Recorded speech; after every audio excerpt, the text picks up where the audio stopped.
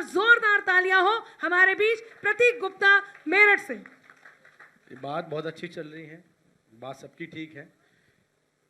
अनामिका जी ने पूछा इसका हल क्या है। हल हमारे पास में है। इजराइल को सबसे समझदार और ताकतवर देश माना गया, उसे कारण बताता हूं।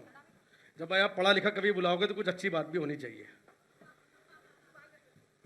इजराइल में, धामा जी बहुत अच्छी बात बता रहा हूं मैं, इजराइल में एक नियम है, हर 18 साल के व्यक्ति को जरूरी है आर्मी में पार्टिसिपेट करना, ज्वाइन करना। अगर आप 18 वर्ष के हैं तो पहले आपको आर्मी को ज्वाइन करना पड़ेगा, उसमें 5 साल सेवाएं देनी पड़ेंगी, उसके बाद ही आप सामान्य नागरिक बन सकते हैं। मैं, आदरणीय मंजू शिवाजी जी बैठी हैं, मैं चाहता हूं विधायिका जी के माध्यम से ये बात देश के प्रधानमंत्री तक पहुंचे कि ये नियम भारत में भी लागू होना चाहिए।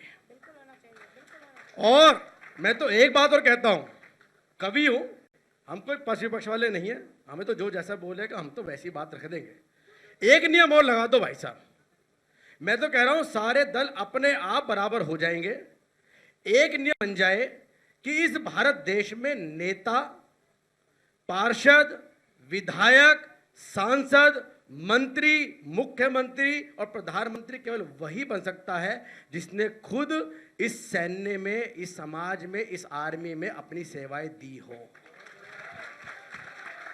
जब ये लोग बॉर्डर पे जाएंगे, जब ये लोग देश के लड़ेंगे, तब इनसे पूछिए कि बताइए देश में वॉर की जरूरत है या नहीं है, तब करिए।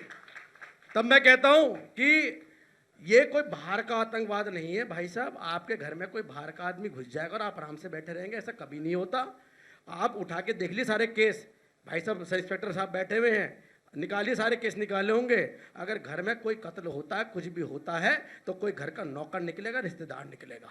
अंदर की बात होती है। 4 पंक्तियों की बात कहता हूं, लगे सच्ची बात कही हो, ताली से मुझे विदा करिएगा कि युद्ध में मरते निर्दोष प्राणी थोड़ा सा तो मनन करो। हम लोग तो आपस में लड़के मर जाएंगे। धामा जी बात बहुत अच्छी कही आपने, हम बात खत्म करें, जो करना कर दें। अब तब कहता हूं कि युद्ध में मरते निर्दोष प्राणी थोड़ा तो ये मनन करो, और बिन मारे वो मर जाए ऐसा ही कुछ जतन करो। और कवि की मानो वो दुश्मन तो खुद ब खुद मर जाएगा, सबसे पहले ढूंढो और गद्दारों का सर कलम करो, गद्दारों का सर कलम करो। धन्यवाद।